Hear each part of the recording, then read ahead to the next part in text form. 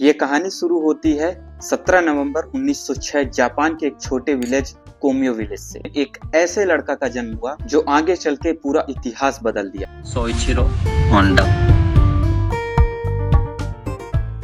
बाकी बच्चों की तरह उनका बचपन बिल्कुल भी नहीं था। जहां आजकल के बच्चे मोबाइल के पीछे पागल हैं, वहीं होंडा बचपन में ही होंडा को ग्लोबल कंपनी बनाने का सपना देख रहे थे। होंडा को मशीन का बहुत ही शौक था। जब उन्होंने पहली बार कार देखी तो उन्होंने ठान लिया कि इस मशीन के पुर्जे पुर्जे को मैं समझूंगा और इस मैकेनिज्म को समझकर आगे चल के एक बहुत बड़ा इतिहास रचूंगा।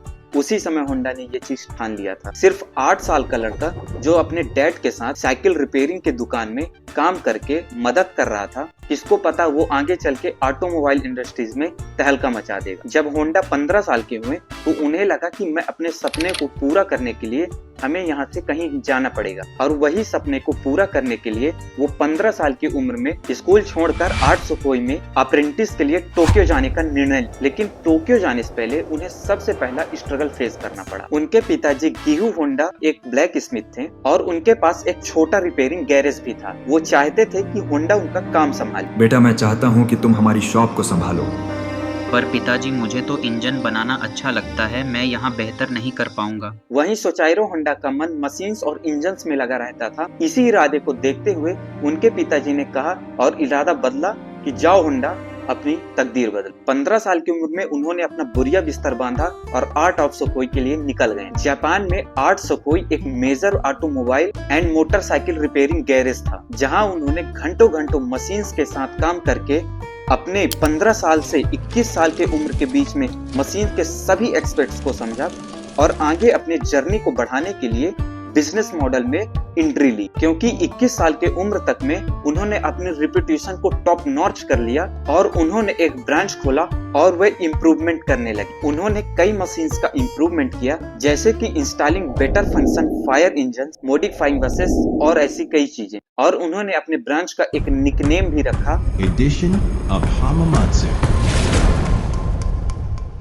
क्योंकि उनका जो ब्रांच था वो हामामात्सु में ही स्थित था। एक बार की बात है, जब होंडा अपने सर्टिक के साथ बैठकर बातें कर रहे थे तो उन्होंने मजाक मजाक में ही बोला कि डिप्लोमा नौकरी नहीं दिलाता, जिसके अंदर जानने की क्यूरियोसिटी है वो कुछ भी कर सकता है। यही उनकी बिजनेस स्ट्रेटेजी उनको और ऊपर ले जा रही, और यहीं से समझ में आता है कि उनके लिए प्रैक्टिकल स्किल ज्यादा इंपॉर्टेंट थे किसी बुकिश नॉलेज से। लेकिन होंडा अपने सफर को यहाँ तक नहीं रोकना चाह रहे थे और उन्होंने सोचा क्यों ना होंडा को एक कंपनी बनाई जाए, क्यों ना अपने एडिशन ऑफ हामामात्सु को एक कंपनी के स्तर पर रखा जाए। और यही उनको एक बढ़िया अपॉर्चुनिटी मिली। हुआ यूं कि उसी समय पर वर्ल्ड वॉर 2 हुआ था और वर्ल्ड वॉर 2 के बाद जापान को सस्ती और रिलायबल ट्रांसपोर्टेशन की जरूरत थी। इसी मौके का फायदा उठाकर उन्होंने 1946 में हामामात्सु में होंडा टेक्निकल रिसर्च इंस्टीट्यूट की स्थापना की। लेकिन होंडा साहब का दिमाग आइडिया और क्रिएटिव से भरा पड़ा था। इसी के बदौलत उन्होंने मोटराइज्ड बाइसिकल्स पर एक्सपेरिमेंट करना शुरू कर दिए। लेकिन होंडा साहब का सपना वो था जो उस समय के मौजूदा कंपनीज तक भी नहीं सोच पाई, और उन्हें एक खुराफाती आइडिया आया, एक जुगाड़ आया। उन्होंने सोचा क्यों ना वर्ल्ड वॉर 2 के फौज के बचे हुए कचरे से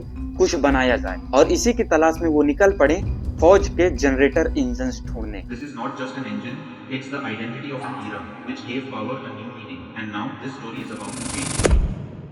जनरेटर इंजन्स को बाइसिकल में लगाकर उन्होंने 1948 में पहला मोटराइज्ड मोटरसाइकिल बना। लेकिन होंडा एक बेहतर स्ट्रेटेजिस्ट होने के कारण उन्होंने अपने बिजनेस को और एक्सपेंड करने के लिए सोचा, और इसके लिए उन्होंने टेक्यो फुजिसावा के साथ पार्टनरशिप कर ली। इसके बाद वो दोनों मिलकर होंडा मोटर को एलटीडी का गठन किया, और उस समय होंडा साहब के पास मात्र 1 मिलियन एन की कैपिटल बची थी और 34 एम्प्लॉयज। उस जमाने का 1 मिलियन एन इंडियन रुपीज में 9,167 रुपीज का था, जो आज लगभग 2025 में 13 से 14 लाख तक का कहलाएगा। सोचो, इतनी कम कैपिटल और इतने कम एम्प्लॉयज के साथ उन्होंने एक बिजनेस को नया रूप देना शुरू किया, जहां ऑलरेडी टोयोटा जैसी कंपनी मार्केट में राज कर रही। उन्होंने होंडा कंपनी की पहली मोटरसाइकिल को डिजाइन और मैन्युफैक्चरिंग की, और उनका पहला motorcycle product dream D type motorcycle था, जो आगे चल के 1949 में लॉन्च हुआ। जब सब कुछ सही चल ही रहा था तो होंडा कंपनी का एक फिर से स्ट्रगल आया। जो उनकी ड्रीम डी मोटरसाइकिल थी उसका सेमी ऑटोमेटिक क्लच चलाने में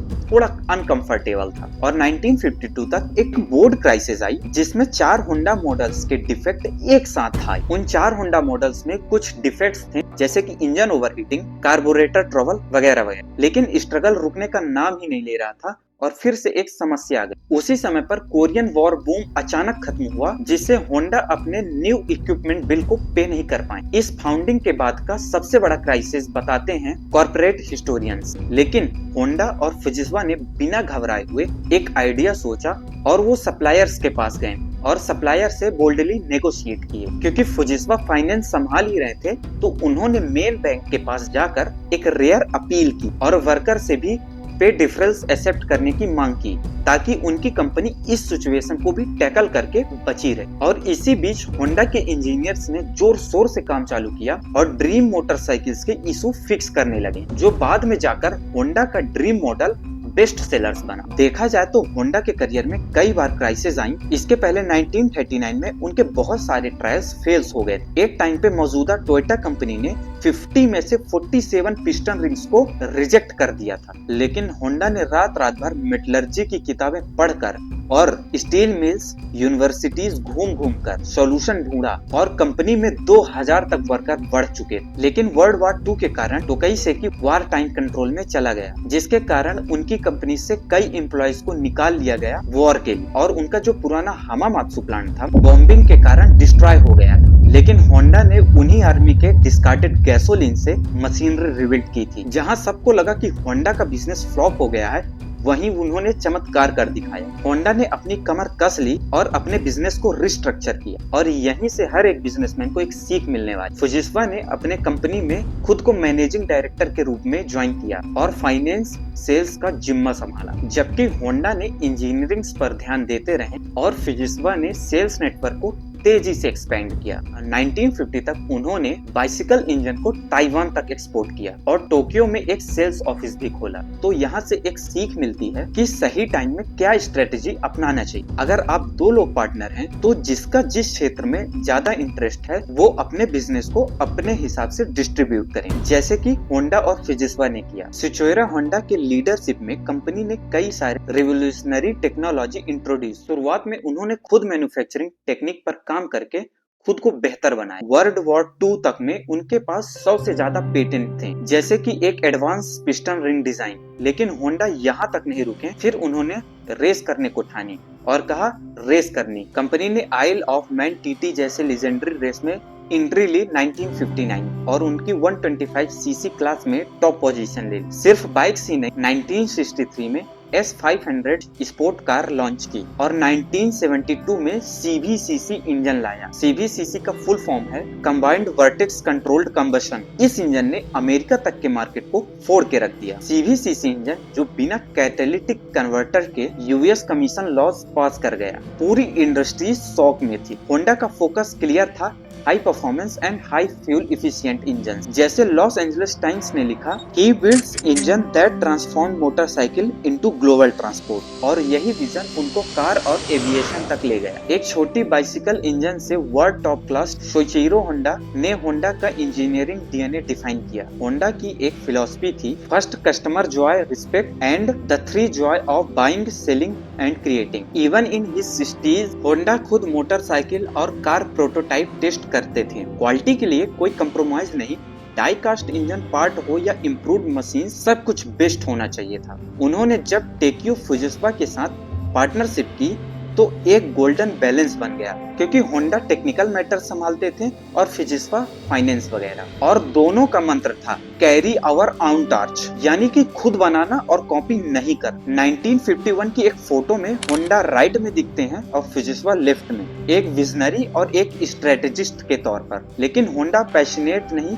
कभी कभी फैक्ट्री टायरेंट भी कहलाएं, क्योंकि उनको गुस्सा बहुत जल्दी आता था। लेकिन इसके बाद भी उनके जितने भी टीम मेंबर्स बहुत ही ज्यादा रिस्पेक्ट करते थे और साथ में काम करते थे। होंडा कंपनी का मंत्र था success is equal to 99% failure. इसी कारण उनका इम्पैक्ट सिर्फ जापान तक नहीं रहा पूरे ग्लोबली उनका इम्पैक्ट पड़ा। उनकी अचीवमेंट्स पूरी दुनिया देखी। 1991 में जब होंडा साहब की डेथ हुई, तब तक में होंडा कंपनी दुनिया का सबसे बड़ा मोटरसाइकिल मैन्युफैक्चरिंग कंपनी बन चुका था और जापान का 4th largest car maker 1.9 million cars के साथ। 1959 में होंडा ने अमेरिका में भी ब्रांच खोली और कुछ ही महीनों में हजारों बाइक्स बिकने लगी। रेसिंग जीतकर फैक्ट्रीज को ग्लोबली लगाकर होंडा ने ऑटो इंडस्ट्रीज को इंस्पायर किया। होंडा की कहानी सिर्फ एक कंपनी बनाने की नहीं, ये कहानी है उन लोगों के लिए जो सपने देखते हैं, जो हारते नहीं और जो खुद का रास्ता बनाते हैं। अगर आपको भी लगता है कि आप भी कुछ बड़ा कर सकते हैं, ये कहानी आपके लिए एक ग्रीन सिग्नल की तरह है। वीडियो पसंद आई हो तो लाइक करो,